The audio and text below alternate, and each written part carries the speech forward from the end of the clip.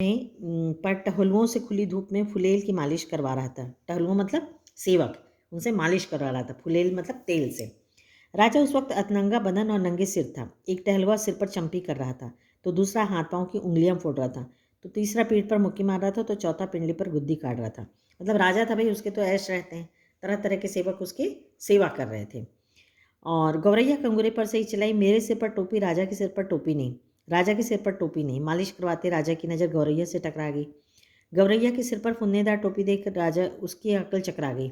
वह तो लगातार रटे जा रही थी, मेरी सिर पर टोपी, राजा के सिर पर टोपी नहीं। अरे कोई मेरी टोपी लाओ जरा जल्दी, राजा ने दोनों हाथों से अपना सिर ढकते हुए चिल्लाया। टोपी आ गई, राजा ने झट पहन भी ली। देख रही फतगुद्दी, मेरी टोपी में 5 फुन्ने। गौरैया ने अब दूसरा ही लागा रपना शुरू कर दिया। राग अपना मतलब रटना चालू कर दिया। राजा की टोपी में एक भी नहीं, मेरी टोपी में 5 फुन्ने। राजा की टोपी में फुन्ने नहीं। उसको चिढ़ाती है राजा को जाके कि मेरी टोपी जो है वो बहुत अच्छी है। राजा को बेहद हिठी महसूस, मतलब इंसल्ट हुई। इस मुल्क के महाबली राजा के सामने एक चिड़िया की यह मजाल, वह बुरी तरह बिगड़ गया। इस फतगुद्दी को गर्दन मसल दे, पंखने नोच ले। सिपाहियों देर ना करो, उसको मारने बोलता है। क्षमा करें महाराज, मंत्री ने हाथ जोड़ दिए। मच्छर मारकर हाथ क्यों गंदा करना, अपने आप चली जाएगी। तब राजा सिपाहियों से बोले, ये ऐसे नहीं मानेगी, इसकी टोपी छीन ले आओ, उसे मैं पैरों से ठोकर मारूंगा। एक सिपाही ने गुलेल मारकर गौरैया की टोपी नीचे गिरा दी, तो दूसरे सिपाही ने झट और टोपी लपक ली, राजा के सामने पेश कर दिया। राजा टोपी को पैरों में मसलने ही जा रहा था कि उसको खूबसूरती देखकर दंग रह गया। कारीगर की इस नायाब नमूने को देखकर वह जड़ सा हो गया। जड़ मतलब ठगा सा रह गया, एकदम अपनी जगह पे अटक गया। मेरे राज में मेरे सिवा इतनी खूबसूरत टोपी दूसरे के पास कैसे पहुंची, सोचते हुए राजा उसे लुट पलट कर देखने लगा। इतनी नगीना टोपी इस मुल्क में बनाई किसने, राजा के मन में ख्याल आया। अब तो उस हुनरमंद कारीगर की खोज होने लगी। राजा चाहे और पता न चले।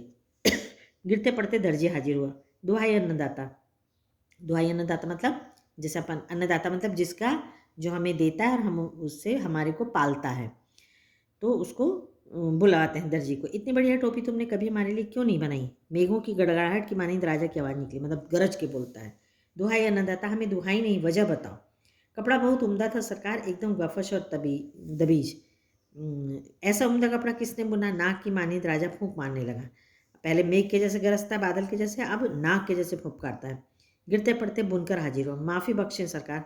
माफ़ी नहीं, वजह बताओ। सूत बड़ा उम्दा था सरकार, एकदम महीन और लच्छेदार। तो पहले वो दर्जी बोलता है कि कपड़ा बहुत अच्छा था, कपड़े वाला बुनकर बोलता है कि धागा बहुत अच्छा था, और सूत बड़ा उम्दा था सरकार, एकदम महीन और लच्छेदार। इतना महीन सूत किसने काटा, शेर की मानिंद राजा ने धागा। अब राजा कैसे गरजा, शेर के जैसे गरजा। गिरते पड़ते कोरी हाजिर हुआ।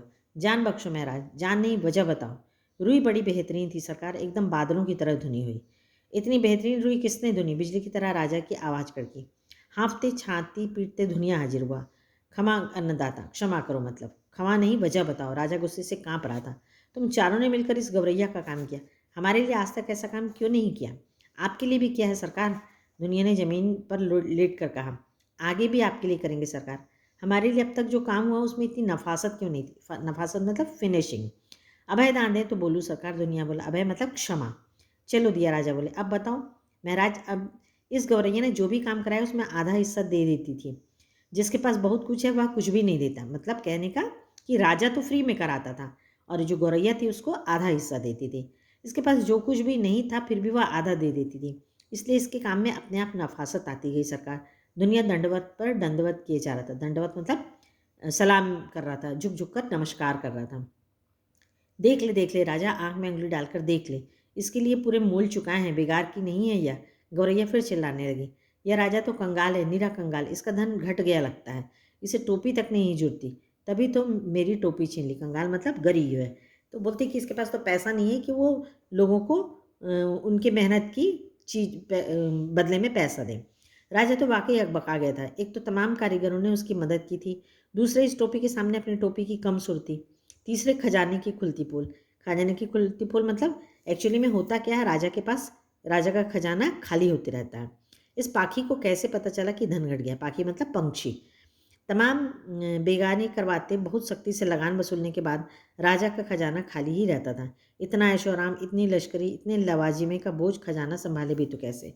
तो कारण ये रहता है कि राजा काम धाम तो कुछ करता नहीं है, अपना धन बढ़ाता नहीं है, और जो रहता है राजा के पास उसको ऐशो आराम में खर्च कर देता है, तो उसके पास चुकाने के लिए पैसे भी नहीं रहते हैं। ये चीज़ उसको, और बदले में क्या करता है, जनता को परेशान करने के लिए लगान मतलब टैक्स भी बहुत ज़्यादा वसूलता है।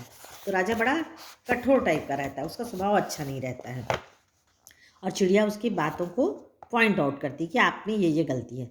तमाम लोग निकल आए थे यह अनोखा तमाशा देखने। तो ये जब बात हो रही थी तो सारे लोग खड़े होकर तमाशा देखने लगे। मंत्री ने हौले से कहा, यह मुंह फट तो महाराज को बेपर्दा ही करके दम लेगी। तो मंत्री तो रहते हैं, वो राजा की इज्जत करना जानते हैं, तो उन लोग सोचते हैं कि ये तो पूरा पोल खोल रही है। राजा तो खुद घबरा रहा था, झट से बोला, पकड़ो पड़ा, इसकी टोपी वापस कर दो। सिपाहियों ने कहना माना, टोपी वापस कंगूरे की ओर हवा में उछाल दी गई। गौरैया ने फिर से टोपी पहन ली और उड़ उड़ कर कहने लगी, ये राजा तो डरपोक है, निरा डरपोक, मुझसे डर गया, तभी तो इसने मेरी टोपी लौटा दी। कौन इस मुंह फट के मुंह लगे? क्यों मंत्री जी, कहकर राजा ने अपनी टोपी कसकर पकड़ ली। तो वो जो चिड़िया रहती है, गौरैया रहती है, वो बहुत सही बात करती है कि राजा जो है, राजा में तमाम कमियां रहती हैं, और इस कारण जो लोग काम तो करते हैं उसका, लेकिन वो उतनी सुंदरता से, उतनी नफासत से, उतनी फिनिशिंग से नहीं करते जितना कि चिड़िया का काम करते हैं। कारण ये रहता है कि चिड़िया बदले में उनको मेहनताना देती है। तो इस कहानी का जो है सार हम ये कह सकते हैं कि किसी भी काम के बदले उसका पारिश्रमिक मिलना बहुत ज़रूरी है, और जब उसके बदले में पारिश्रमिक मिलेगा तो उस काम का बहुत ही अच्छा प्रभाव दिखेगा हमको। और ये ज़रूरी नहीं है कि जो पारिश्रमिक हो वो पैसे के रूप में हो, रुपए के रूप में हो। आप दूसरे तरीके से भी पारिश्रमिक दे सकते हैं। जैसे आप लोग कोई आंसर लिखते हैं, बहुत अच्छा आंसर देते हैं तो हम वेरी गुड देते हैं, तो ये भी एक प्रकार का प्रोत्साहन होता है। तो किसी को भी या तो पैसे संबंधित या अपने शब्दों से प्रोत्साहन ज़रूर देना चाहिए, तभी करने वाले का जो है मन और आगे अच्छा करने के लिए होगा। और दूसरी बात ये है कि राजा को अपना जो शासन है वो बहुत ईमानदारी से, बहुत मेहनत से और बहुत बुद्धि से चलाना चाहिए। और तीसरी बात ये है कि जो गौरैया है वो असंभव काम को भी संभव कर दी। कारण ये है कि उसके मन में धुन थी, इच्छा थी कि मैं मुझे करना है, और दृढ़ विश्वास था, आत्मविश्वास था। तो आपके भी जीवन में ये सारी चीज़ें आपको उतारनी चाहिए। Thank you.